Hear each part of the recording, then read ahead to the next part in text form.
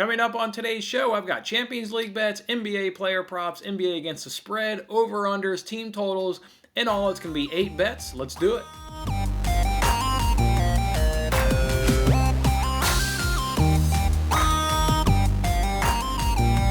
Hey, what's going on, everybody? It's Jason Mattis with Winning Bets.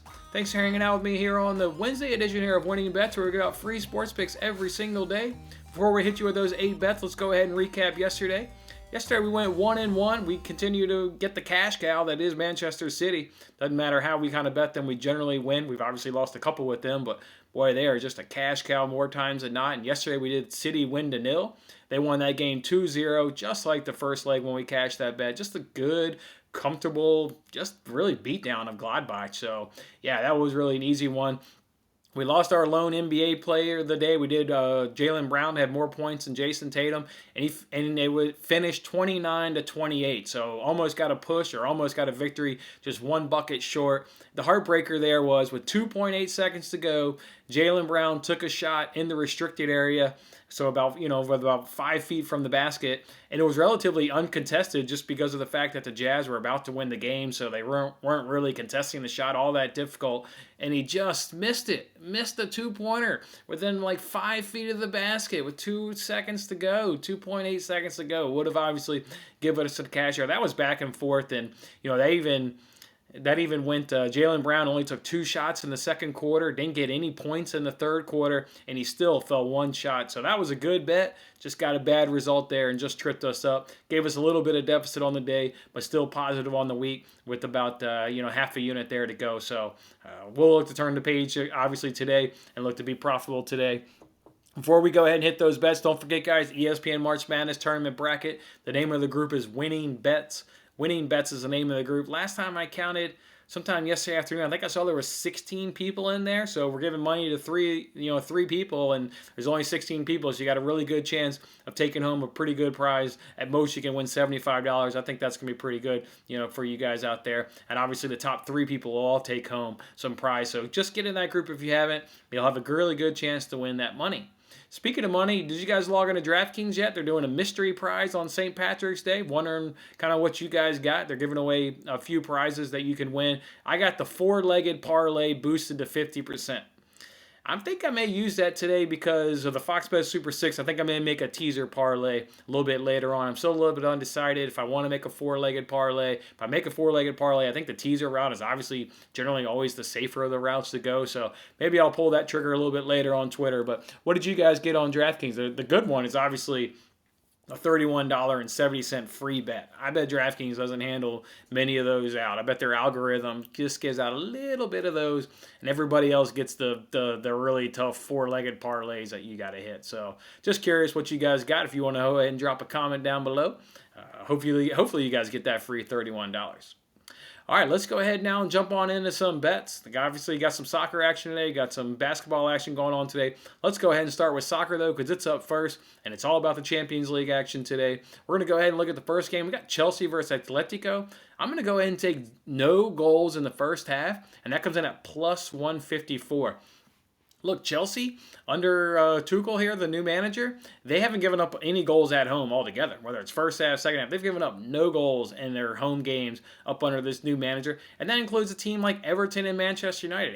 Manchester United's got relatively the same firepower that Atletico does with Suarez and João Felix. Everton, given their form, they're not a slouch on the offensive side with Calvert-Lewin and Richarlison. I know James has missed lately, but they still got 2 good strikers there, and Richarlison and Calvert-Lewin. So Chelsea is holding good teams to no goals at home. Yeah, Suarez is kind of a goal guy, but he didn't get anything in the first leg. So yeah, I really like this no goals in the first half at plus 154. Atletico themselves, they've gotten 2 straight away clean sheets, so they're doing a pretty good job defensively.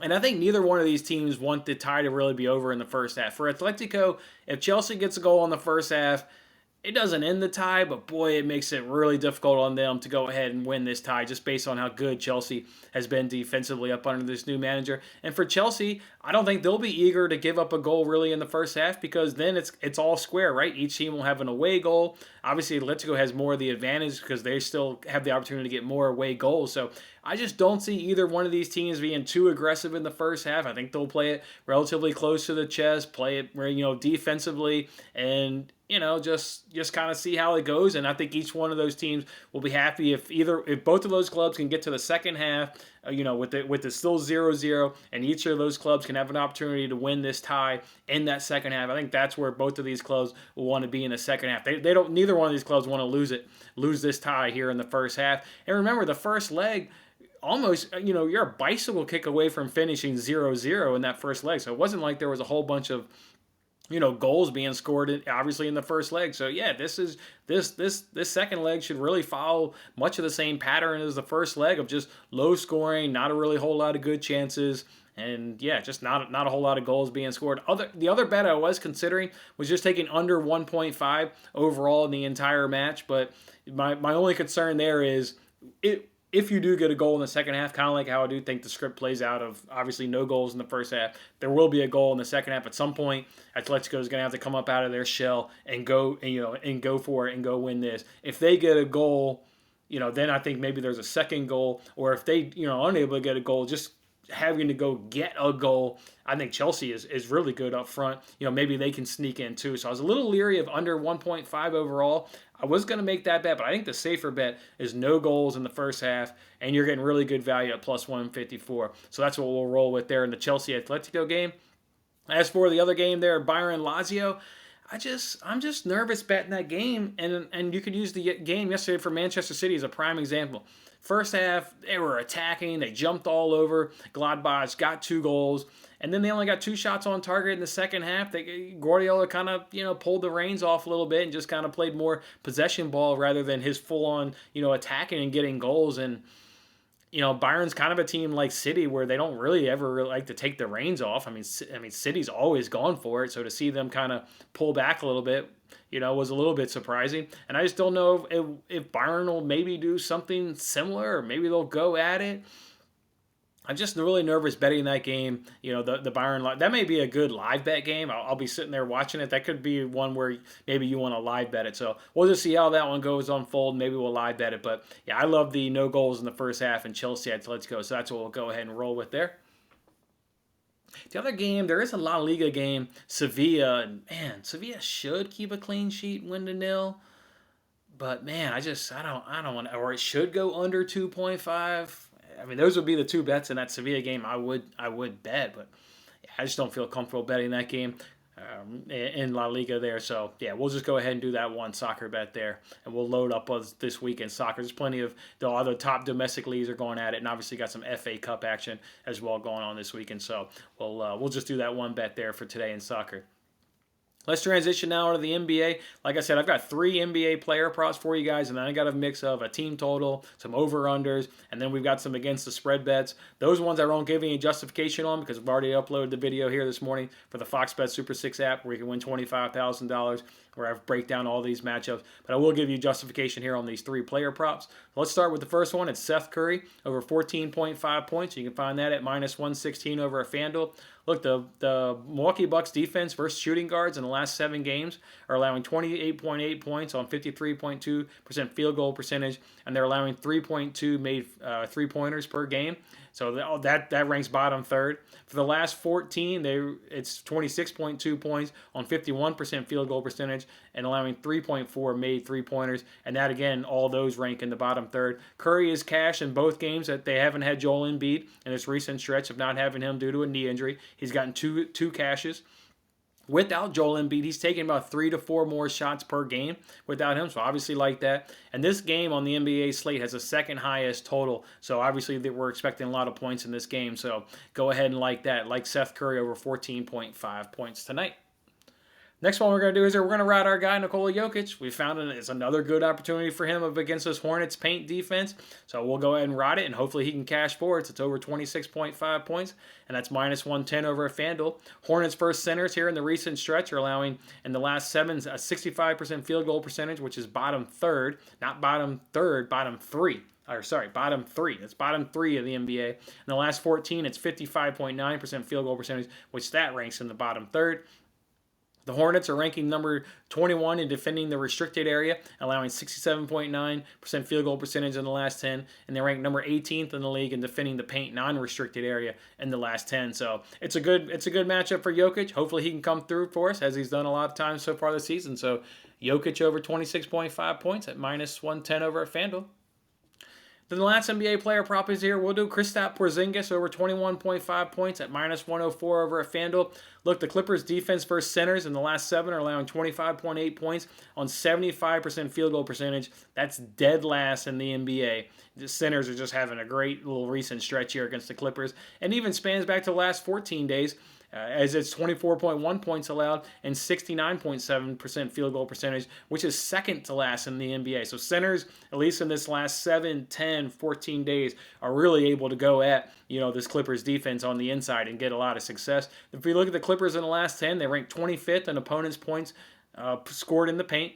They rank 25th in field goal percentage allowed in the restricted area. They rank 24th in field goal percentage allowed in the mid-range. And they rank 22nd in field goal percentage allowed above the break, which matters to Kristaps Porzingis because he takes about 5 or so three-pointers per game. So definitely, that the Clippers, nice to see that the Clippers are one of the worst teams in the league in defending the three, and particularly, we're talking up above the break. And he's cashing 3 straights, including this game most recently here up against the Clippers, and he's cashing 3 straight. That's because he's healthy, and you're seeing his usage go up. So, yeah, really like this spot here for Kristaps Porzingis, over 21.5 points. Okay, the next one we'll do here for you, let's go ahead and hit these over-unders, team totals, and against the spread. The first one is Nets minus 3.5, and you can find that at minus 109 over a PointsBet. I think I predicted a 5-6 win on the Fox Bet Super 6 app, if I recall correctly. So I think the Nets can cover here at minus 3.5. The next one we'll do is Pacers team total under 115.5, and you can find that at minus 118 over at FanDuel. Next one we'll do is we'll take the under in the Bucks 76ers game at under 237 at minus 110 over at FanDuel. I've got this game scored at about 227 points, so I like that. Got a nice good buffer there, about 10 or so points, so under 237 points in that game. We'll also do another under in the Clippers and Mavs game. We'll go under 226 at minus 109 over PointsBet. This one, guys, I don't even understand. I just don't get it. They've played 2 times this season, and there's been 221 points, which is the 3rd game of the season. But most recently was just the other night. There was only 208 points scored in that game. And if you look at the box score, they shot and did right around what their averages are here in this most recent 10-day stretch. So it wasn't, like it was just a bad performance, low scoring.